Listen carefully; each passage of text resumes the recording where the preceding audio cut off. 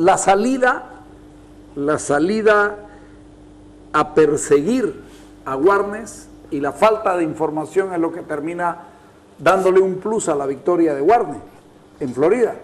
Así es. Él entra con un triunfalismo, porque había derrotado en San Pedro a Arenales y había derrotado a las tropas de Warnes, las avanzadas de Warnes en la Angostura. Warnes dejó un grupo de gente ahí para que les avise, por eso es que Warnes escapó también, ¿no? Entonces, él entra a Santa Cruz y casi 300 hombres, poco menos de la mitad, lo manda con Urdaeta a Santa Cruz y a perseguir a Chiquitos al resto. Recluta 300 a caballo, dice en un informe blanco, y con esa gente ingresa. Gente sin experiencia, sin conocimiento. Y no sabe que allá al otro lado están Warnes y Arenales juntos. Y además la presencia de los chiriguanos. Así es. Y el ejército de Warnes y el ejército de Arenales, pues, ¿no? ¿Cuántos hombres habían juntado Warnes y Arenales? Bueno, de todo esto, el informe que presenta Arenales es el siguiente. Que está registrado, ¿no? Está registrado. No estamos calculando. No, el 5 de junio él dice de que él se encontraba con 3 compañías. 150 hombres. 150 hombres más o menos, y que habían otras 3 compañías de Warnes, o sea, 150. Son 150, pone 320 en infantería, un batallón sería. 320. Infantería. En infantería. Por otro lado, dice de que hubieran 70 hombres de caballería, más 30 volantes, son 100 hombres, 2 compañías. Son 2 compañías, más 420, con los otros 20, más 4 piezas de artillería, 2 libras, más o menos de unos 60 pulgadas, para 60 milímetros, y 2 de 1 libra, se medían por libra, no por el calibre. Nosotros ahora hablamos de calibre, ¿no? Por peso. Por peso, el peso. Las balas de cañón. Sí, por eso estoy, claro, saco cuenta, estamos hablando del peso de las balas, es lo que determina el calibre que le damos ahora. Determina el calibre ahora. Entonces, que deben haber sido pesadas, ¿no? Para saber ya. Más o menos unos 50 hombres estuvieran manejando esas piezas, a 70. Entonces podemos hablar de que casi llegaría a 500 hombres. No menciona, aquí viene el punto, en el parte no menciona los auxiliares. Cuando Paula habló de los nativos en el Beni, en Chiquitos, a esas se llamaban tropas auxiliares. Exactamente. ¿Ya? Que no siempre tenían una organización regular. Un autor, eran primero, flecheros, sí. Ellos siempre ponen camba flechero. Camba flechero, sí. Y una flecha y que mata. Son los que entran y salen, ¿no? Velasco hacen casi una guerra de guerrilla. Sí. Frente a estos ejércitos convencionales de los que ya estamos hablando. Claro, se los utilizaba más en esta parte de guerrilla. Velasco Flores es el único que menciona de que hubieran habido cambas flecheros, mientras que el parte de Arenales no menciona la existencia de esta gente. Entonces, por un lado tenemos esos casi 500, y por otro lado tenemos un batallón de 300 hombres, batallón ligero de infantería, porque el batallón de infantería tenía 450 hombres. Este sería un batallón ligero. Después había un escuadrón de dragones, es decir, 3 compañías de 50, son 150 un escuadrón, ¿ya? Y los dragones se denominaban a la infantería montada a caballo que tenían carabinas. Carabina era un mosquete más pequeño, más chico, ¿ya? 150 que venían desde el Cusco, o sea, eran tropas preparadas. Recontra preparadas. Recontra preparadas. Y los 300 hombres que organiza 2 escuadrones de lanceros con lanza. Visitando Florida, ahí me mostró el corregidor una lanza de esas que hubieran hecho para estas tropas. O sea, eran tropas que trabajaban, combatían con lanza. Entonces, 3 escuadrones... Las que ponían para parar las caballerías. Para parar la caballería. 3 escuadrones, entonces tenía de 150, 450, más 300 de infantería, 750. Estamos hablando que eran unos 1.200, no, entre los dos lados. 800 en un lado y 500 en el otro. En otros informes... ¿De batalla no? ¿Ah? En otros informes menciona que hubieran los nativos que han podido ser unos 200 o 300, y ahí podía haber llegado a 1.600. O sea, estaría entre entre 1.300 a 1.600 hombres. Perdón, general, en el parte de Blanco, él habla de que ha involucrado a camba flecheros también. Yo se lo voy a pasar el parte. Él dice que 300 camba flecheros se está llevando, ¿no? Y eso ponen siempre, camba flecheros. Incluso hay una frase que a mí me gusta mucho de Umaña, no sé si cuando ustedes le dicen, ustedes parecen camba. Y dice, sí, claro, si me está diciendo que soy camba porque soy capaz de dormir a la intemperie, de aguantar sin comer y de luchar hasta el cansancio, soy camba. Qué belleza. Ok. 1.500 hombres. Entre 1.300 a 1.600, en función de esa cantidad de auxiliares que no siempre está mencionada, ¿no? Bueno, Warnes está en Florida. Warnes y Arenales están en Florida. Ahí se juntan los dos y definen la batalla, el lugar, Florida. ¿Cómo definen? Se juntan más o menos un poco adelante de Florida y deciden, al enterarse que Blanco venía, ¿Desde Santa Cruz? ¿Emisarios? No. Por informaciones tienen pues gente que les va informando. Porque ellos querían atacarlo a Blanco. Ya. Entonces ellos se plantean a sí mismos esperar en Florida. Esperar en Florida y dejar un... ¿escuadrón? Un destacamento de 32, dice Arenales, de caballería volante, caballería ligera, para atraer a ese punto. Y ahí se lo designan a Mercado. ¿En la angostura? No. La angostura es en el kilómetro 60. Ellos ya... Esto para Florida 40, es cuando usted se viene para... cuando usted viene camino por Camiri, ¿no? Camino a Camiri, exactamente. Entonces por ahí, por ese mismo camino viene Blanco y los otros ya están... están, ok. En el lugar Pozuelos llama. Ahí está Mercado, me dice. En Pozuelos se encontraba Blanco y deciden, es decir, en la cercanía, dejarlo a Mercado para ir desgastando y atraerlos a Florida. Entonces ya en Florida es donde ya el día 25 empiezan a avanzar, lo desgasta Mercado, y ahí viene lo que es la definición de la estratagema o el ardid. ¿Cuál es la técnica de engaño que ellos utilizaron para esta operación? Y fue muy interesante. A ver. Es decir, pasando Florida está el río Seco, y en la parte sur del río Seco había una quebrada de aproximadamente 2 varas, dice. La vara es 0,80, o sea que unos 60 de altura. Entonces, arriba pone la artillería, pone la caballería a la vista, ¿ya?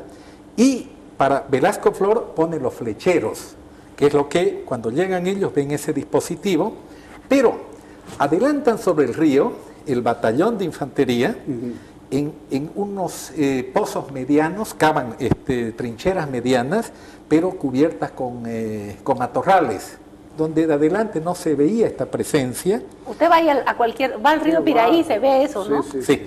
Entonces, cuando ellos llegan eso solo lo podía hacer un tipo que tenga instrucción militar. Que tenía conocimiento y que tenía una concepción. Claro.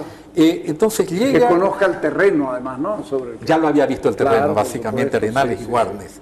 Ahí viene la definición de quién sería la idea, porque vieron que un chiriguano, cuando ordenó posesionarse delante, él cavó un semipozo pequeño y le puso su rama para que no se vea del otro lado. Entonces se ordena que todos se coloquen adelante. Que hagan lo mismo. Que hagan lo mismo, ¿ya? Y las posiciones estaban más atrás, la artillería y los flecheros más atrás. Entonces llega Blanco. O sea, Blanco mira la distancia, pero no la media distancia. No la media distancia que estaban las tropas.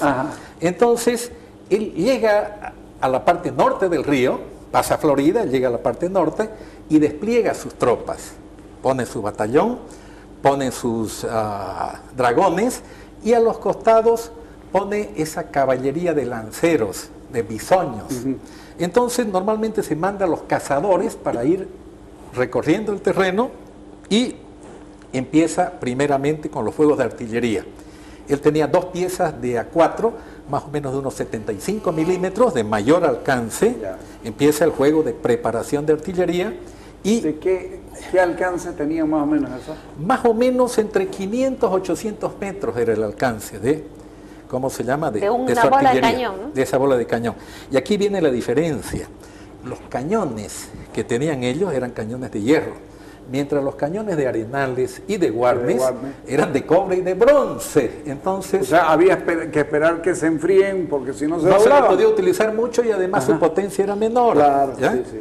Entonces, ellos destacan los dos escuadrones, destacan los cazadores, es decir, las tropas de reconocimiento, ¿ya? Para ir avanzando, ellos con la perspectiva de que estaría, digamos, a unos 800 metros estaría el enemigo, pero estaban adelante. Claro. Entonces, ellos empiezan a avanzar y no se da el fuego lejano de infantería. Primeramente de 200 metros, 100 metros, se empieza a disparar para cortar el avance, pero no hay ese fuego lejano, porque ellos empiezan a avanzar y de pronto de la tierra surge este batallón y le dispara con fuego cercano, es decir, a quemarropa.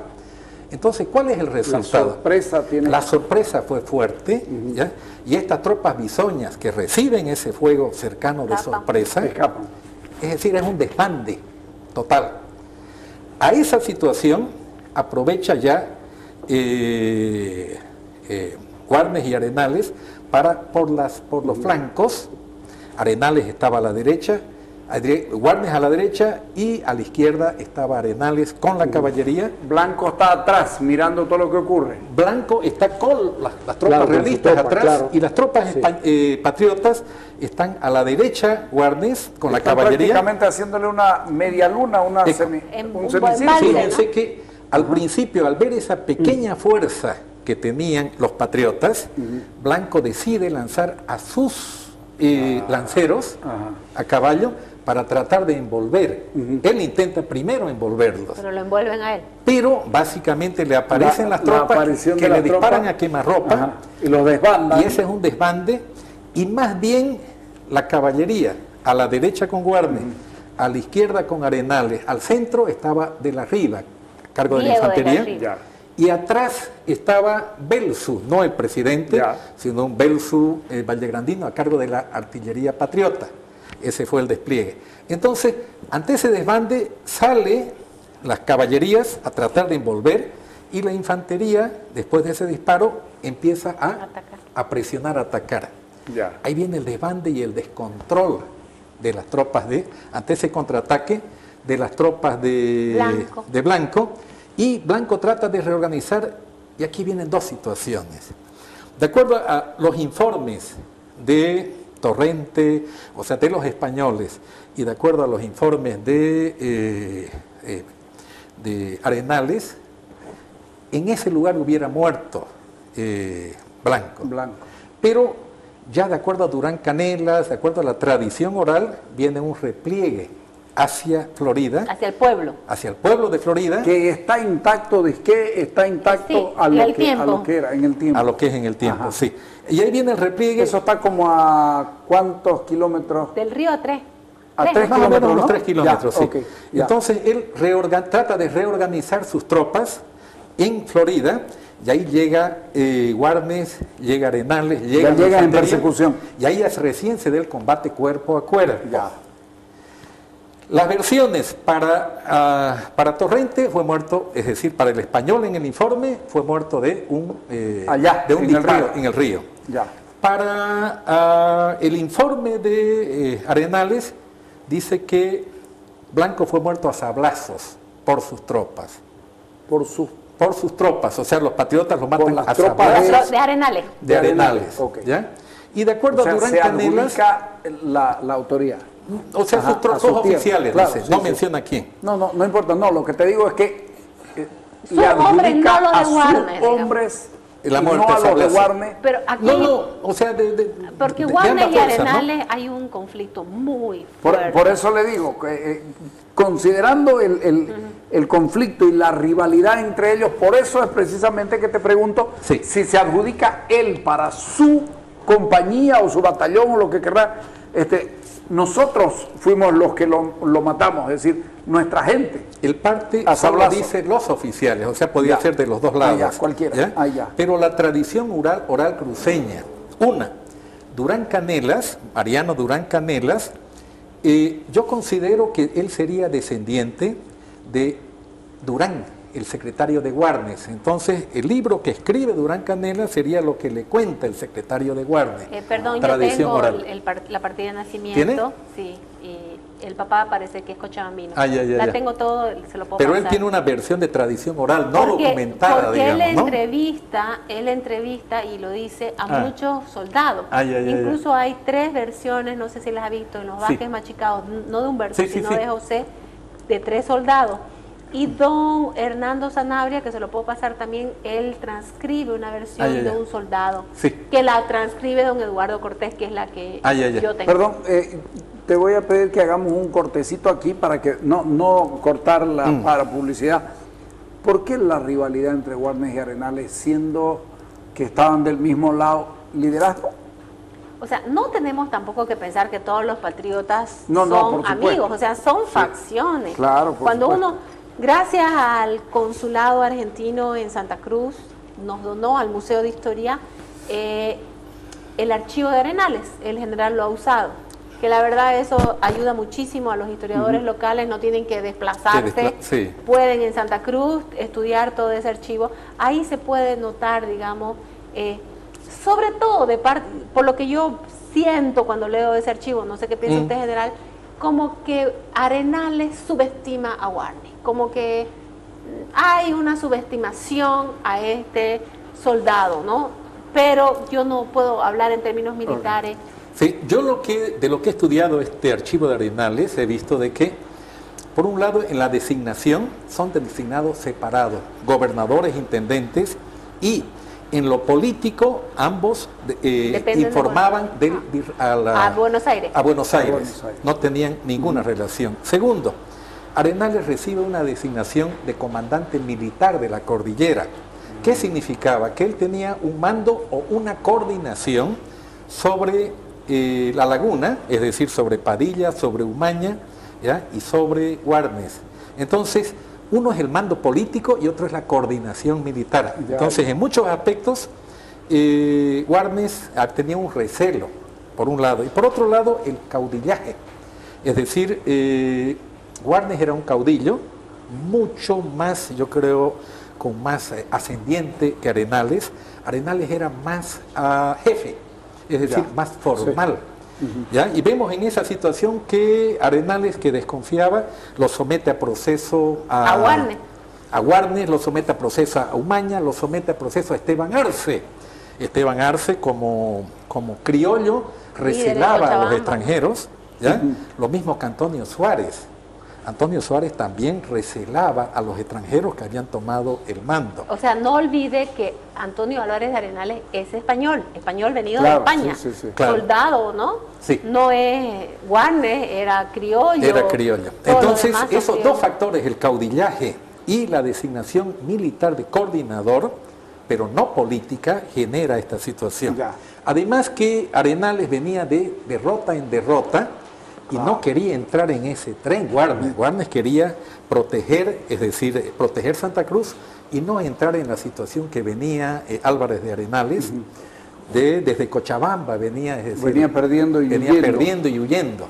Ahora sí, lo que es bueno también destacar es que Arenales es herido en la batalla de Florida. Es más, ahorita entramos a eso y a la muerte de Blanco. De Blanco. ¿Sí? Ya, dale.